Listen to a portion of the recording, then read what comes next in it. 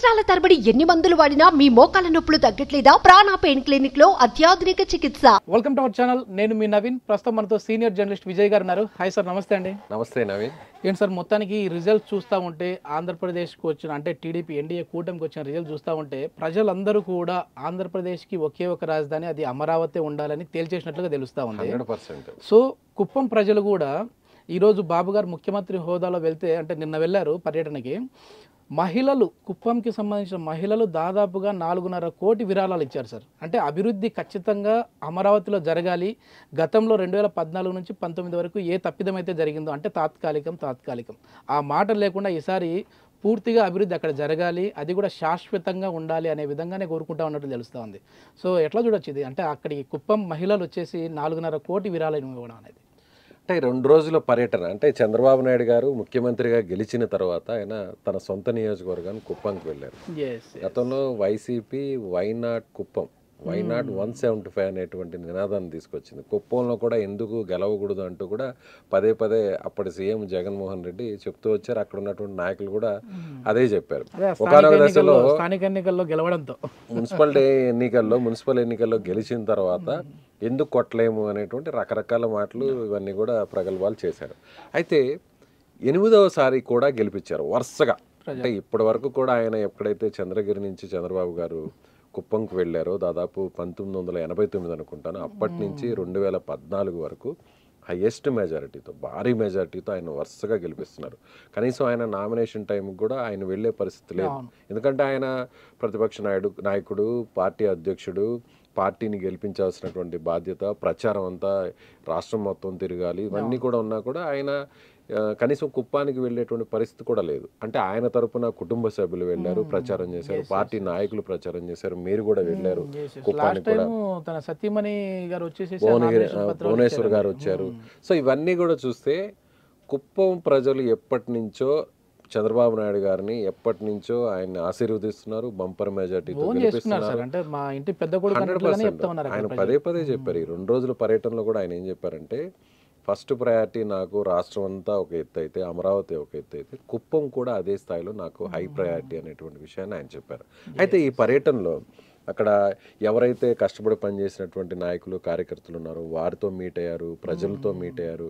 ఆ టైంలో కూడా ఎక్కడ కూడా బారికేడ్స్ పెట్టొద్దు, ఎక్కడ కూడా హడ్డిల్స్ పెట్టొద్దు, నేరుగా పబ్లిక్ వచ్చి నన్ను కలిసే విధంగా కూడా చర్యలు తీసుకోండి అంటూ కూడా ఆయన గతంలో క్లియర్ కట్గా ఇన్స్ట్రక్షన్స్ ఇచ్చారు. ఈసారి కూడా గట్టిగా అదే ఇచ్చారు. అయితే ఇక్కడ వరాల జల్లు కురిపించారు. ఎలా అంటే ఫస్ట్ నుంచి కూడా ఆయన చెప్పడం జరిగింది, ఈసారి కుప్పంకి ఖచ్చితంగా ఎయిర్పోర్ట్ తీసుకొస్తాను, కార్గో విమానాలు వస్తాయి. ఎందుకంటే కుప్పంలో అక్కడ పండ్ల తోటలు, అలాగే పూల తోటలు కూడా ఎక్కువ.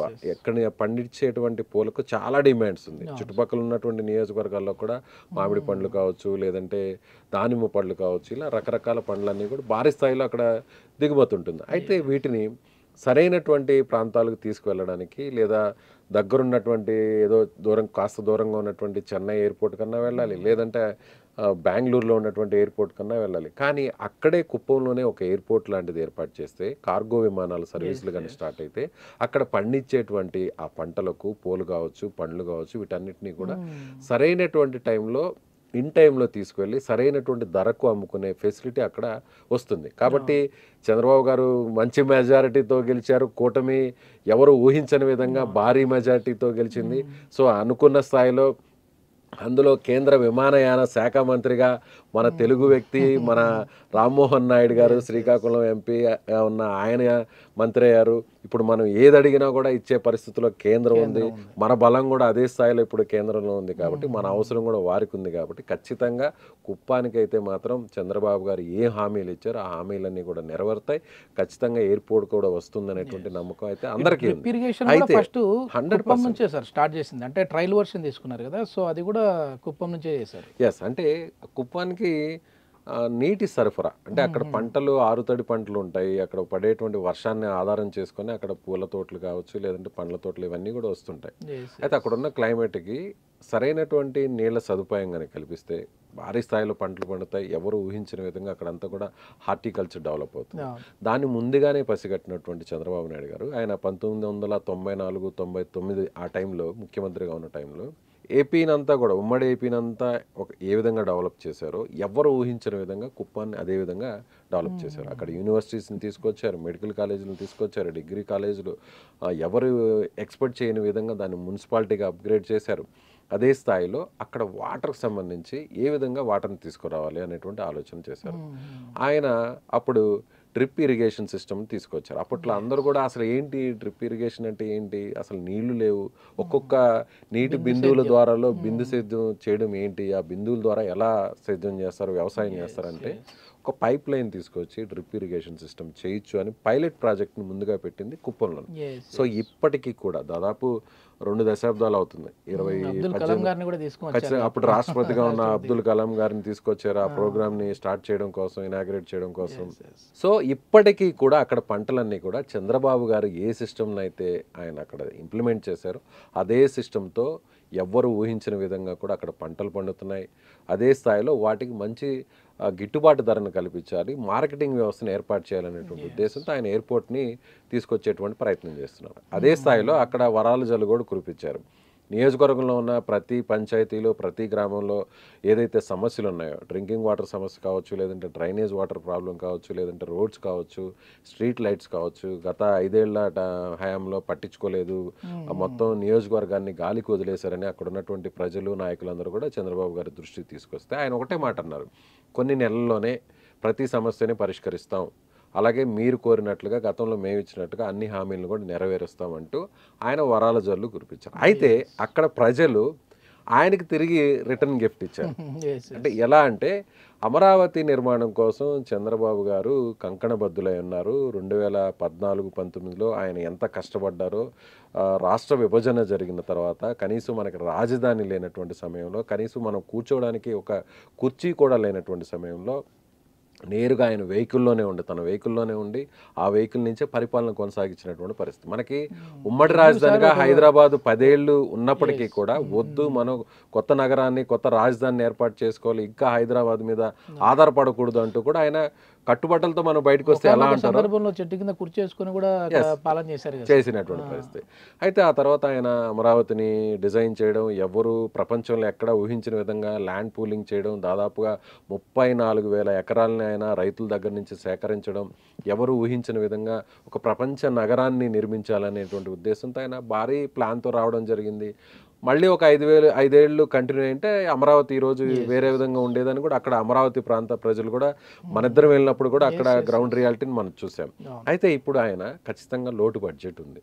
మనం రాష్ట్ర విభజన జరిగిన తర్వాత అప్పులతో బయటకు వచ్చాం, లోటు బడ్జెట్ ఉంది. మనం పరిశ్రమలను, పెట్టుబడిదారులను తీసుకొచ్చి రాష్ట్రాన్ని అభివృద్ధి చేయాలి, ఒక మంచి నగరాన్ని నిర్మించాలి, హైదరాబాద్ లాంటి నగరం వస్తే మన రాష్ట్రం ఫైనాన్షియల్ గ్రోత్ కూడా పెరుగుతుంది అనేటువంటి పరిస్థితి ఆయన ఆలోచించారు. కానీ అది జరగలేదు, అనుకున్న స్థాయిలో జరగలేదు. సో ఇప్పుడు అమరావతి నిర్మాణానికి నిధులు అవసరం. కేంద్రం నుంచి వచ్చేటువంటి నిధులు కావచ్చు, బయట నుంచి వచ్చేటువంటి పెట్టుబడులు కావచ్చు, ఎలా చూసినా కూడా నిధులు అవసరం. కాబట్టి మహిళలు, అక్కడ ఉన్నటువంటి మహిళలు ముందుకొచ్చారు. డ్వాక్రా సంఘాలకు సంబంధించినటువంటి మహిళలు దాదాపుగా 4.5-4.5 కోట్లను విరాళంగా అమరావతికి ఇవ్వడం జరిగింది. అది స్వయంగా కుప్పంలోనే, చిత్తూరు జిల్లా ఆ గ్రూప్ సంబంధించినటువంటి ఉమెన్స్ అంతా కూడా, ఆ మహిళలందరూ కూడా నేరుగా ఆ చెక్కును కూడా అందించారు. అదేవిధంగా ఒక మెడికల్ ఎంబీబీఎస్ చదువుతున్నటువంటి ఒక స్టూడెంట్, ఒక అమ్మాయి కూడా, స్టూడెంట్ కూడా, విద్యార్థిని 25 లక్షల రూపాయలను కూడా చంద్రబాబు గారికి ఇవ్వడం జరిగింది. పొలాలు అమ్మి మరీ ఇస్తా ఉన్నారు సార్ అభివృద్ధి కోసం. అంటే ఇప్పుడు రాష్ట్రం ఎవరు ఊహించిన విధంగా డెవలప్ అవ్వాలంటే, రాష్ట్ర ఆర్థిక పరిస్థితి పెరగాలంటే, ఉద్యోగ అవకాశాలు రావాలంటే, పరిశ్రమలు రావాలంటే, విదేశీ పెట్టుబడులు రావాలంటే ఒక మహానగరం అవసరం. అది ఒక్క అమరావతి అయితేనే సాధ్యమవుతుంది. సో కాబట్టి ఎంత త్వరగా అమరావతి నిర్మాణం జరుగుతుందో అదే స్థాయిలో అంత త్వరగా రాష్ట్ర అభివృద్ధి జరుగుతుంది, ఆర్థిక పరిస్థితి కూడా మెరుగవుతుంది అనేది అందరూ ఇస్తున్నటువంటి పరిస్థితి. అందుకే స్వచ్ఛందంగా ముందుకు వస్తున్నారు, ప్రజలే ముందుకు వస్తున్నారు. అదేవిధంగా మెప్మా మున్సిపాలిటీ ప్రాజెక్టుకి సంబంధించినటువంటి ఆ విభాగానికి సంబంధించి కూడా వారు కూడా కుప్పంలో దాదాపుగా ₹1 కోటి వారు కూడా విరాళంగా ఇచ్చినటువంటి పరిస్థితి. దీన్ని ఒక రోల్ మోడల్గా తీసుకొని చాలా కంపెనీస్ కూడా ఇంకా రాబోతాయి. అవును. చాలా కంపెనీస్, చాలా స్వచ్ఛంద సంస్థలు, చాలా పరిశ్రమలకు సంబంధించినటువంటి కంపెనీలు ఇవన్నీ కూడా ముందుకు వచ్చి అమరావతి నిర్మాణానికి మేము సైతం అంటూ వారు కూడా విరాళాలు ఇవ్వడానికి సిద్ధంగా ఉన్నారు, రాబోతున్నాయి. 14 నుంచి 19 సమయంలో కూడా చేశారు, గతంలో కూడా విరాళాలు ఇచ్చారు. చాలా మంది కూడా అనేక రకాలుగా సాయం చేసినటువంటి పరిస్థితి, ఒక నిధిని కూడా సేకరించినటువంటి సమకూర్చినటువంటి పరిస్థితి. సో రాబోయే రోజుల్లో మేము సైతం అంటూ కూడా ప్రజలు కూడా అమరావతి నిర్మాణానికి మీరు చేస్తున్నటువంటి ఈ ప్రయత్నానికి మేము కూడా సహకారం అందిస్తాం, మా వంతు చేయూతని మీకు ఇవ్వబోతున్నాం అనేటువంటి ఒక ఉదాహరణ కుప్పంలో చంద్రబాబు గారికి అక్కడ ఉన్నటువంటి ప్రజలు, మహిళలు ఇచ్చినటువంటి రిటర్న్ గిఫ్ట్ ని మనం చెప్పాలి. నెక్స్ట్ 5 ఏళ్లలో చూడొచ్చా సార్? అంటే ఒక అద్భుత నగరాన్ని చూడొచ్చా మనం? అంటే 5 ఏళ్లలో, అంటే ఆ 5 ఏళ్లలో మనకు అక్కడ రాజధాని నగరాన్ని ఎంచుకోవడానికి కొంత సమయం పట్టింది. ఎక్కడ రాజధానిని ఏర్పాటు చేయాలనే దాని గురించి ఎక్కువగా ఒక రకంగా చెప్పాలంటే సర్వే జరిగింది, పరిశోధన జరిగింది. ఇవన్నీ అయిన తర్వాతే అటు కృష్ణా గుంటూరు మధ్యలో ఏర్పాటు చేస్తే బాగుంటుంది, విజయవాడ గుంటూరు నగరాలకి మధ్యలో ఏర్పాటు చేస్తే బాగుంటుంది అనేటువంటి ఉద్దేశంతో అమరావతిని ఎంపిక చేయడం జరిగింది. ఆ తర్వాత ల్యాండ్ పూలింగ్ చేయడం, అందుకు తగ్గ అవసరమైనటువంటి భూములను సేకరించడం, రైతులను ఒప్పించడం, ఇవన్నీ కూడా జరిగాయి. అయితే ప్రస్తుతానికైతే పాలన జరగాలి కాబట్టి తాత్కాలికంగా కొంత అక్కడ సచివాలయాన్ని నిర్మించారు, అలాగే శాసనసభను నిర్మించారు, అలాగే ఐఏఎస్లు, ఐపీఎస్లు, అలాగే ఎమ్మెల్సీలు, ఎమ్మెల్యేలు, ఇతర, అలాగే హైకోర్టు కూడా ఆల్రెడీ మనకి నిర్మాణం పూర్తి స్థాయిలో గతంలోనే జరిగినటువంటి పరిస్థితి చూసాం. అయితే అనుకున్న స్థాయిలో అదే గవర్నమెంట్ ఒకవేళ వైసీపీ వచ్చింది, వైసీపీ కూడా దాన్నే కంటిన్యూ చేసి ఉంటే ఈరోజు అమరావతి పరిస్థితి, మన రాజధాని పరిస్థితి వేరే విధంగా ఉండేది. ఇప్పటికీ కూడా గతం వరకు కూడా గత 5 ఏళ్ళు కూడా ఏపీకి రాజధాని ఏది అంటే కనీసం విద్యార్థులు కూడా చెప్పలేనటువంటి పరిస్థితి. 3 రాజధానులనే నినాదాన్ని తీసుకొచ్చారు. సో అట్లా అమరావతి వెనక్కి పోయింది.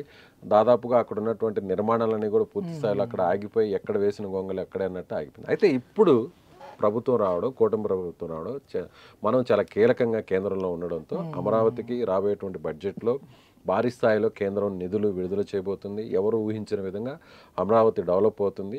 5 ఏళ్ళలో కాకపోయినా రాబోయేటువంటి ఒక 10 ఏళ్ళలో అయితే మాత్రం పూర్తి స్థాయిలో అనుకున్న స్థాయిలో ఒక మహానగరంగా అయితే మాత్రం అమరావతి అయితే ఏర్పడుతుంది. అయితే ఈ 5 ఏళ్ల కాలంలో అయితే కొంత స్థాయిలో అయితే మాత్రం డెవలప్ అవుతుంది ఖచ్చితంగా చెప్పవచ్చు. చూద్దాం సార్, ఎందుకంటే ప్రజలందరూ కూడా స్వచ్ఛందంగా వచ్చి విరాళాలు ఇస్తా ఉన్నారు కాబట్టి మరింత అభివృద్ధి జరగాలని చెప్పి కోరుకుందాం. థ్యాంక్ యూ అండి. Thank you. రైట్ నవీన్.